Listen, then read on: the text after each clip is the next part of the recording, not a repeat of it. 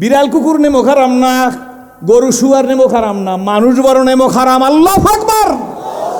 ইনসান বড় নেমো খারাম, ইনসান বড় নেমো খারাম। খায় আমার ডা সেজদা দে পীর বাবার পায়। জোরে বলেন। খায় আমার ডা, আমার নেতা মানে না, আমার নবীর নেতা মানে না। কি বলেন ঠিক নেবে ঠিক? এই খাও আমার ডা, খাইয়ে রাত্রে ঘুমাই রয়েছে তোর মতো সেরাজি স্ট্রোক করিয়ে দুনিয়ার থেকে চলে গেছে। ফজরের সময় তোর লাশ হয়ে গেছে। মামা বাড়ি, খালু বাড়ি, বেয়াই বাড়ি, দাদা বাড়ি, ভাই বাড়ি, ফুফাতো ভাই, মামাতো ভাই, খালাতো ভাই বাড়ি, মোবাইলে খবর হয়ে গেছে। হাজার হাজার মানুষ তোর বাড়িতে আসা হয়ে গেছে। একদিন বিয়ার সাজন সাজবো সবাই, কেউ কনে কেউ বর। একদিন বলো, একদিন বিয়ার সাজন সাজবো সবাই, একদিন বিয়ার সাজন সাজবো সবাই, কেউ কনে কেউ বর। কেউ বা দুদিন আগে সাজবো, কেউ বা 2 দিন পর। ঠিক না? একদিন বিয়ার সাজন সাজবো সবাই, বলো একদিন বিয়ার সাজন সাজবো সবাই, কেউ কনে কেউ বর। কেউ বা 2 দিন আগে সাজবো, কেউ বা 2 দিন পর। কেউ বা যাবে আনতে কাপড়, কেউ বা যাবে আনতে কাপড় তজুমুদ্দিন বাজারে। আমারে শোয়াইয়া রাখবে আমারই উঠানে। কেউ বা যাবে আনতে কাপড়, কেউ বা যাবে আনতে কাপড় দোকানে বাজারে। তোমারে শোয়াইয়া রাখবে তোমারই উঠানে। সময় কিন্তু বেশি নাই, নিঃশ্বাসের আর বিশ্বাস নাই। খাও আমার ডা, বড়াই করো দলে। খাও আমার ডা, বড়াই করো পীর সাহেবের। কি বলেন ঠিক তবে ঠিক? 1 সেকেন্ড পারবি না নড়তে, আমার ধরা বড় মারাত্মক ধরা। ইন্না বাদশা রাব্বিকা লাশাদীদ। আমি যদি ধরে সিট পড়াং। যমুনা গ্রুপের চেয়ারম্যান নুরুল ইসলাম বাবু ভাই বাংলাদেশে না জানে কেনা। মরার সময় 12 জনে কাটাকাটির ডাক্তার, বিদেশি ডাক্তার, চতুর্দিকে ডাক্তারে ডাক দিয়ে কয়, ডাক্তাররা সালমা ইসলাম এমপি সাহেবের স্বামী যমুনা গ্রুপের চেয়ারম্যান নুরুল ইসলাম বাবু ভাই, আমি বাঁচবো না। বুঝছি, বাঁচার জন্য আমি সব উপায় উপকরণ চেষ্টা করছি। আমার শ্বাসটা একটু শান্তিতে করে মরবার দেন। কত হাজার কোটি টাকা লাগবে নিয়ে যান। 100 কোটি টাকার কথা বলে নাই ভাই যান, কত হাজার কোটি টাকা লাগবে নিয়ে নেন। যত চেষ্টা করছে গো, যমুনা গ্রুপের চেয়ারম্যান নুরুল ইসলাম বাবু ভাইরে বাঁচাইতে পারে নাই। বলে বাঁচাবার মালিক হইল আমি আল্লাহ। এই বাংলাদেশের বিশিষ্ট 4 জন বুদ্ধিজীবীর একজন বুদ্ধিজীবীর ছেলে। 4 জন বুদ্ধিজীবী না, কয়জন? 4 জন বুদ্ধিজীবীর একজন বুদ্ধিজীবীর ছেলে। প্রথম সময় স্বরাষ্ট্রমন্ত্রী, পরে হয়েছে স্বাস্থ্যমন্ত্রী, ডক্টর নাসিম সাহেব। কি বলেন ঠিক নেবে ঠিক? কোন রোগে মারা গেছে? জোরে কন। আহারে, আজ আর 2 বছর করোনা গেল, তাও বোঝেন নাই। কি রোগে? জোরে কন। আমরা দোয়া করি, আল্লাহ করোনায় যারা মারা গেছে তাদের কবরকে জান্নাতের বাগান বানাইয়ে দিও। ওরা খারাপ মানুষ তা না, ভালো মানুষ, কিন্তু আল্লাহ তো এই রোগ দিয়ে নিয়ে গেছে। কি বলেন ঠিক নেবে ঠিক? না বাজান, শুধু নুরুল ইসলাম বাবু ভাই ডক্টর নাসিম সাহেবই মারা গেছে তা না।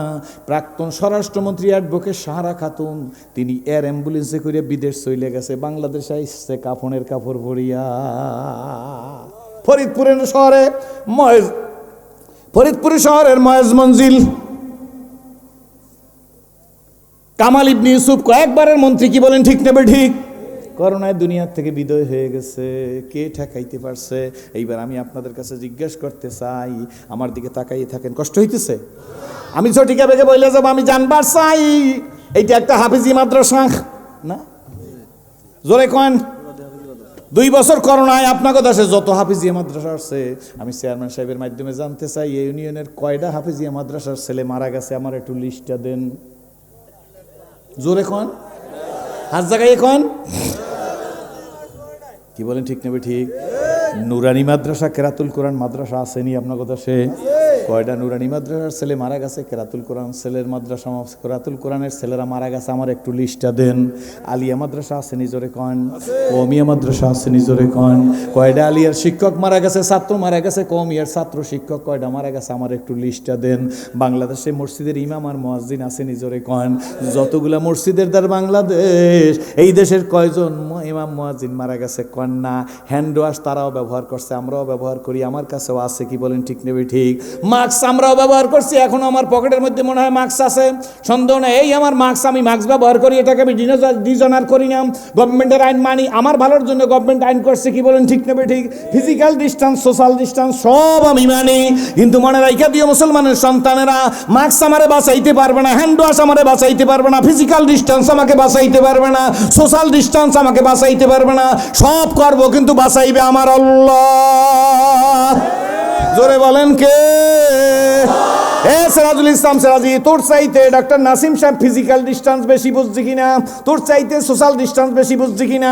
তোর চাইতে মাস্ক ব্যবহার করা বেশি বুঝছি কিনা? তোর চাইতে হ্যান্ড ওয়াশ ব্যবহার করা বেশি বুঝছি কিনা? কিন্তু কই থাকবার তো পারে নাই, কি বলেন ঠিক নেবে ঠিক? এগুলা সব ব্যবহার করব কিন্তু একিন থাকবে, একিন থাকবে। লৌহ প্রাচীরের মতো, কি বলেন ঠিক নেবে ঠিক? সীসাডালা প্রাচীরের মতো একিন থাকবে। আমাকে বাঁচাইবে আল্লাহ, আমার ইজ্জতের মালিক আল্লাহ, আমার সম্মানের মালিক আল্লাহ, আমার পুষ্পযশনের মালিক আল্লাহ, আমার বেইজ্জত করতে পারে আল্লাহ। কে পারে? কে পারে? কে পারে? এর নাম মুসলমান। কি বলেন কথা ঠিক নেই? কে পারে? যাদের নাম বলছি এ তো কম বললাম, ঘন্টা সে ঘন্টা আমি যদি নাম বলি বলা শেষ হবে না। ও সিরাজুল ইসলাম, তোমার টাকা আছে, আরেকজনের টাকা আছে, আরেকজনের ক্ষমতা আছে, আরেকজন রাজনৈতিক নেতৃবৃন্দ, আরেকজন অমুক দল করে, আরেকজন তমুক দল করে। এই দলাদলি করিয়া টাকার মালিক হইয়া এয়ার অ্যাম্বুলেন্সে চলে যাব অথবা বিমানে টিকিট কাইডা এই করোনার থেকে বাঁচার জন্য চীন দেশে যাবা। আমি তো চীন দেশের সবাই আগে ধরছি। ভাইজানের ছেলে চিনি থাকে, চিনি লেখাপড়া করছে না? আল্লাহ, কষ্ট হইতেছে। আমি খুব দ্রুত কথা বলি, আসলে পাতলা কথা বলতে পারি না। কথা কি বুঝছেন? কয় চীনের আমি আগে ধরছি করোনা দিয়া। কি দিয়া? অনেকে কয় করুণা। আমি বলি তাইলে করোনা যাইবে না, কারণ রোগের নাম যদি করুণা হয়, করুণা মানে দয়া। কি ঠিক নেবে ঠিক? যদি কন দয়া হয় তা ঠিক আছে, থাক। রোগের নাম করোনা। কি নাম? আমাদের দেশে বুড়া বুড়ির আগে প্রথম জন শুরু হয়েছে করলা। এমনকি বাজান করলা হইলে খারাপ হইতে না, 60 টাকা কেজি। রোগের নাম কি? চায়নারে ধরছে, চীনেরে ধরছে আগে। কি বাজান? কি আমাকে ভাইজানের ছেলে কই জানি না, ও চিনি পড়াশোনা করছে না, এখন আবার আরেক দেশে চান্স পাইছে। আমার দিকে তাকান, চীনেরে কেন ধরলো? আমি ছোটোখাটো একটু অ্যানালাইসিস, গবেষণা, রিসার্চ করছি। রিসার্চ করে দেখলাম এই চীন মুসলমানদের উপর সব চাইতে বেশি অত্যাচার করছে। এই জন্য চীনেরে কয় মুসলমানরা তোরা ভয় পাইস না, তো করে খয়রাতি মনে করে, তোদের মুসাফির মনে করে, টুপিওয়ালা দেখলে স্যাপ ফালায়, দাড়ি কামাই দিতে চাই। কি বলেন ঠিক নেবে ঠিক? একটু অপেক্ষা করে, একটু ধৈর্য ধর, পালাইবার জায়গা না। ঠিক নেবে ঠিক? জোরে কর। এখন বর্ডার দিয়ে ঢুকতে দে না, যা থুক, বর্ডার দিয়ে ঢুকতে দে না। আপনারা বলবেন আল্লাহু আকবার। খোদার করুণা বলিয়া সতত ছুটিছো আশার পিছু, জানিও তোমার তকদির সারা পাবে না কো বেশি কিছু।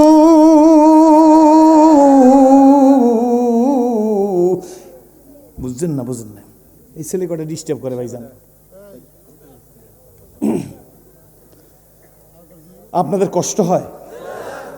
আমি বাংলা লিখে দিছি আমার বই মধ্যে, খোদার করুণা ভুলিয়া সতত ছুটিছো আশার পিছু, জানিও তোমার তকদির সারা, জানিও তোমার তকদির সারা। বলো, জানিও তোমার তকদির সারা পাবে না কো বেশি কিছু।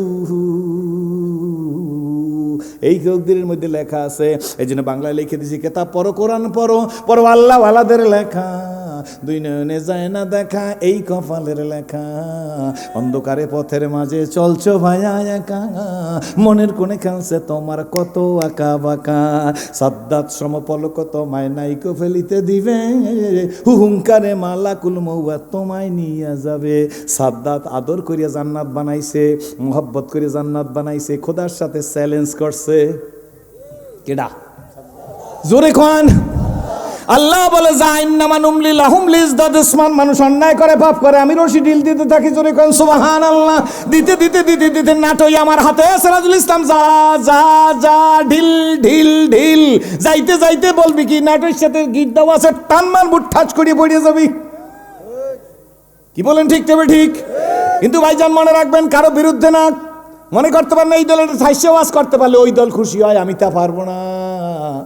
আমার তা অভ্যাস নাই, আমি কাউকে মাইনাস করতে পারবো না। আমি চরমরাই উনি, সরসিনা উনি, ফুরফুরা উনি, জুনপুর উনি, জামাত ইসলাম উনি, শাসনতন্ত্র, এই দলাদলি আর ফালাফালি আর বিবৃতির কারণে আজকের মুসলমানরা 92 জন হইয়াও একটা নারায় তাকবীর একত্রে দিতে পারলাম না।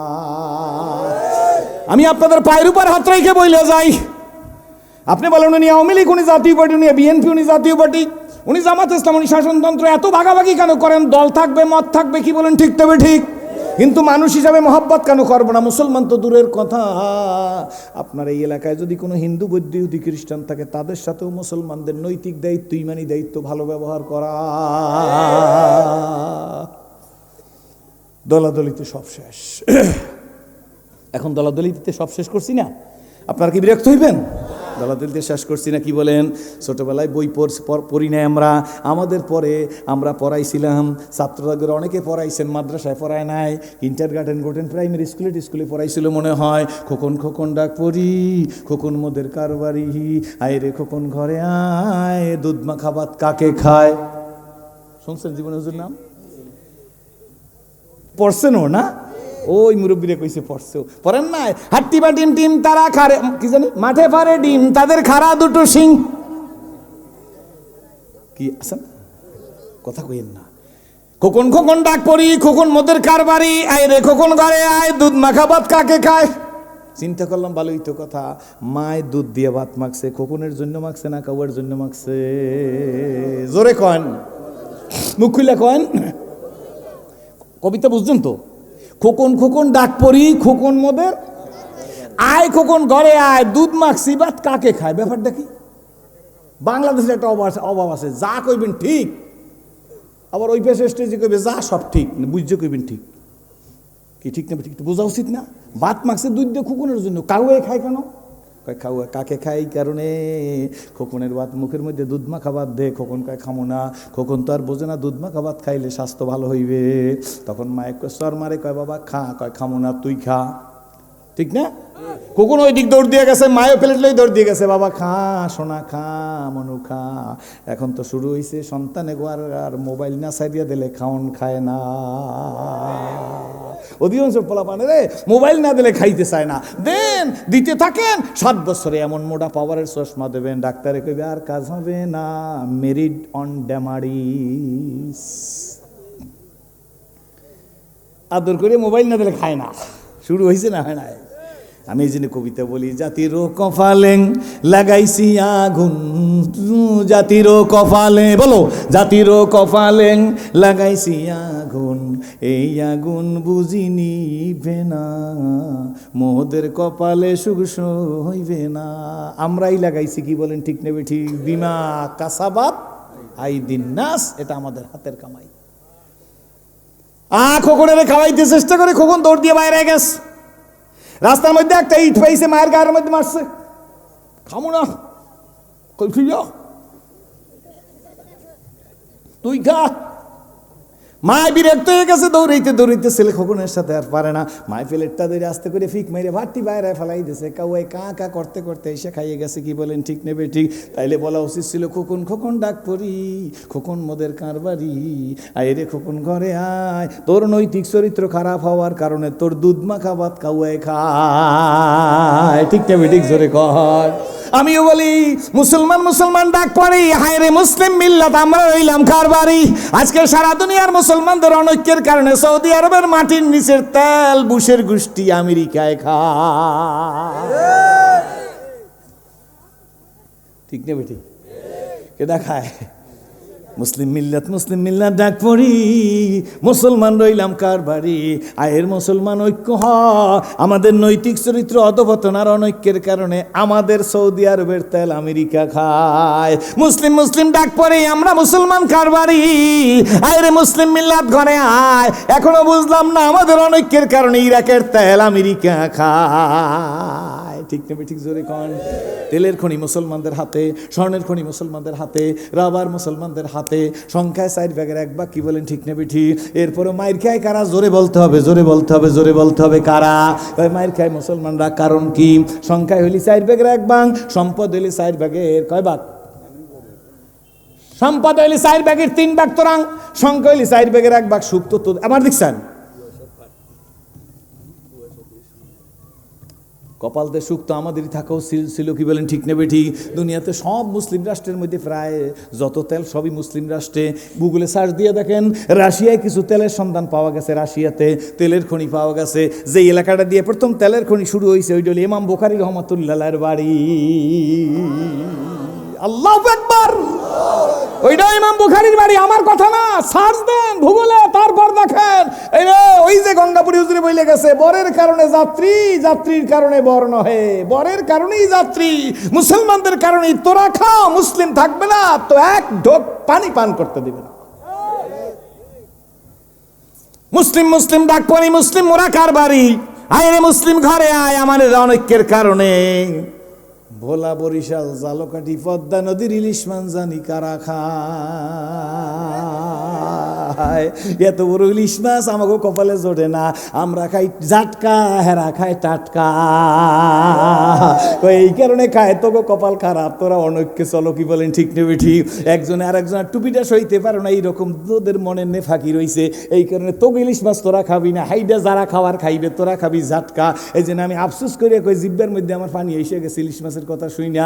আমাকে নদীর ইলিশ মাছ, বোলা নদীর ইলিশ মাছ, পদ্মা নদীর ইলিশ মাছ, কাশি মুন্সিগঞ্জ পদ্মা নদী পাড়াই ওপারে গেলে মুন্সিগঞ্জের কালা বেগুন যদি টুকরা করে ইলিশ মাছের পাশে দিয়ে ঝোল রান্ধে ভাই যান, এক প্লেট ভাত লইলে 3 প্লেট ভাত খাওয়া যায়, কি বলেন ঠিক নেবে ঠিক? এই ইলিশ মাছগুলো আমাকে কপালে নাই, কারা জানি খায়, কয় কারা খাইবে খাইবি তো, তোরা খাবি জাটকা, হেরা খাইবে টাটকা, কি বলেন ঠিক নেবে ঠিক? এইটা হইলো তোদের কপালের কারণে, কি বলেন সত্য না মিথ্যা? রাগ করতেছেন? আমি বাস্তব কথা বলতেছি, কোন গুন্ডামি নাই, কি বলেন ঠিক নেবে ঠিক? আসুন, এই জন্য ভাইজান বলবেন তো হুজুর রোগের কথা তো বললেন, ওষুধের কথা তো বললেন না, ঠিক কিনা? রোগের কথা বললে হইবে না, ওষুধের কথা বলতে হইবে। সর্বপ্রথম মুসলমানদের জ্বালাই করতে হবে নিজের ব্যবহার। জোরে কোন কি? আমি তো বলি, আমি তো ইসলামের ব্যবহার শিখি নাই, শুনি নাই, বুঝি নাই। যদি ঠিক মতো বুঝতাম, যদি ঠিক মতো ব্যবহার করতাম, ঘন্টা সে ঘন্টা ওয়াজ করা লাগতো না, ব্যবহার দিয়েই মানুষের হৃদয় জয় করা যাইতো।